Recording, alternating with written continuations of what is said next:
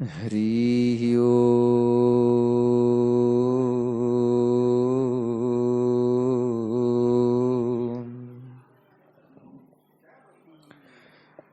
हरि ओम।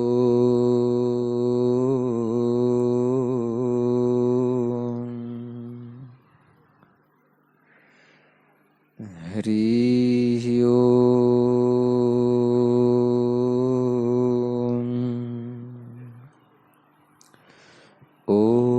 श्री परमात्मने नमः। ओम गं गणपतये नमः। ओम श्री सरस्वते नमः।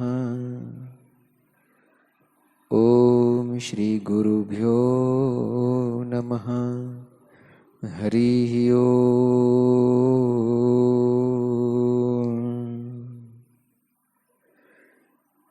श्री योग वशिष्ठ महारामायण स्थिति प्रकरण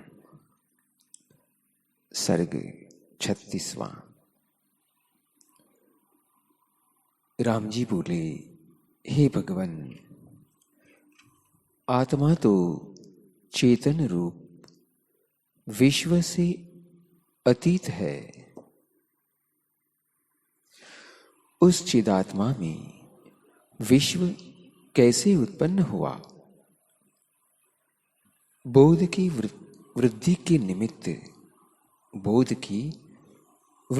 निमित्त फिर मुझसे कहिए।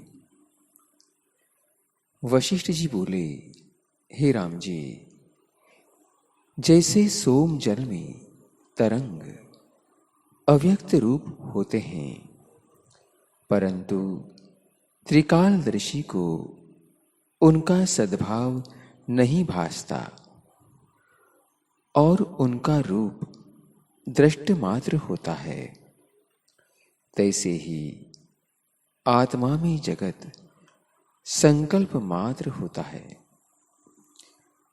जैसे आकाश सर्वगत है, परंतु सूक्ष्म भाव से नहीं दिखता, तैसे ही आत्मा निरंश निराकार सर्वगत और सर्वव्यापक है, परंतु लखा नहीं जाता। अव्यक्त और अच्युत रूप है। उस आत्मा में जगत ऐसे है जैसे कोई थंब हो और उसमें शिल्पी कल्पना करे कि इतनी पुतलियां इसमें हैं, सो वह क्या है? कुछ नहीं, केवल शिल्पी के मन में फुर्ती है। तैसे ही यह जगत आत्मा में मन रूपी शिल्पी ने कल्पा है, सो आत्मा का आधार है और आत्मा के आश्रय आत्मा में स्थित है, और आत्मा कदाचित उससे स्पर्श नहीं करता। जैसे मेघ आकाश के आश्रय आकाश में स्थित है, परंतु आकाश उससे स्पर्श नहीं करता, तैसे ही आत्मा अस्पर्श है और सर्वत्र पूर्ण है, परंतु हृदय में भासता है। जैसे सूर्य का प्रकाश सब ठोर व्यापक है, परंतु जल में प्रतिबिंबित होता है, और पृथ्वी काष्ठ इत्यादि में प्रतिबिंब नहीं होता, तैसे ही आत्मा का देह, इंद्रियां और प्राण में प्रतिबिंब नहीं पड़ता, हृदय में भासता है। वह आत्मा सर्व संकल्प और संग से रहित स्वरूप है। उसको ज्ञानवान पुरुष उपदेश के निमित्त चैतन्य, अविनाशी आत्मा ब्रह्मादिक कहते हैं, पर आकाश से भी सूक्ष्म निर्मल है। आत्मा आभास से जगत रूप होकर भासता है। आत्मा आभास से जगत रूप हो भासता है। जगत कुछ और वस्तु नहीं है। जैसे जल द्रवता से तरंग रूप हो भासता है, परंतु तरंग कुछ भिन्न वस्तु नहीं है, तैसे ही आत्मा से व्यतिरेक जगत नहीं है। चेतन सत्ता ही चैत्यता पूर्णे से जगत रूप हो भासती है।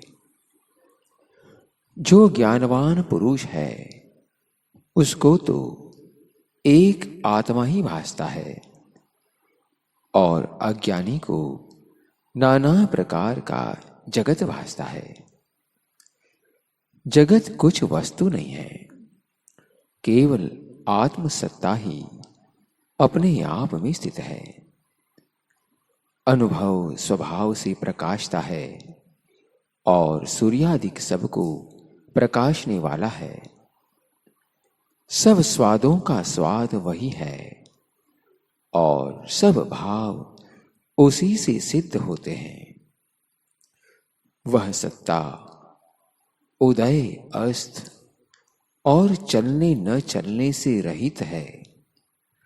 वह न लेता है न देता है, अपने आप में स्थित है। जैसे अग्नि लपट रूप और जल तरंग रूप हो भासता है, तैसे ही आत्मसत्ता जगत रूप हो भासती है। और जीव अपने संवेदन फुरने से नाना प्रकार की संकल्प से विपर्य रूप देखता है कि यह पदार्थ है, यह मैं हूं, यह और है, यह अन्य है इत्यादि। पर जब अपने आप को अर्थात अपने वास्तविक स्वरूप को जानता है, तब अज्ञान भ्रम नष्ट हो जाता है। जैसे वृक्ष में बीज सत्ता परिणाम से आकार के आश्रय बढ़ता जाता है अर्थात बढ़ती जाती है, तैसे ही आत्मसत्ता में चित्त संवेदन फुरता है। फुरना जो आत्मसत्ता के आश्रय विस्तार को प्राप्त होता है, सो संकल्प रूप है और उसमें जगत की दृढ़ता है। जैसे संवेदन फुरता है तैसे ही स्थित होता है। उसमें नीति है कि जो पदार्थ जिस प्रकार हो सो तैसे ही स्थित है, अन्यथा नहीं होता।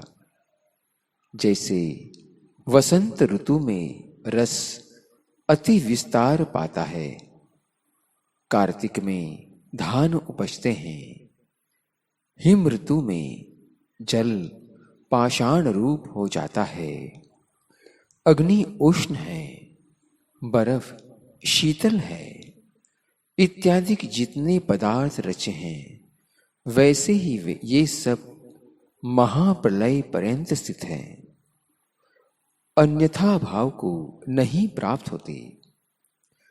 जगत में 14 प्रकार के भूत जात हैं, पर उनमें जिनको आत्मज्ञान प्राप्त होता है, वे ही शांत रूप आत्मा पाके आनंदवान होते हैं, और जिनको प्रमाद है वे भटकते और जन्म मरण को प्राप्त होते हैं। जैसे जैसे कर्म वे करते हैं तैसी तैसी गति पाते हैं, और आवागमन में भटकते भटकते यम के मुख में जा पड़ते हैं। जैसे समुद्र में तरंग उपज कर लय हो जाते हैं, तैसे ही जन्मों जन्म उपजते मरते जाते हैं। उन्मत्त की नाई प्रमादी भ्रमते हैं। वशिष्ठ जी बोले, हे राम जी, इस प्रकार जगत की स्थिति है। सो सब चंचल आकार और विपरिणाम रूप है।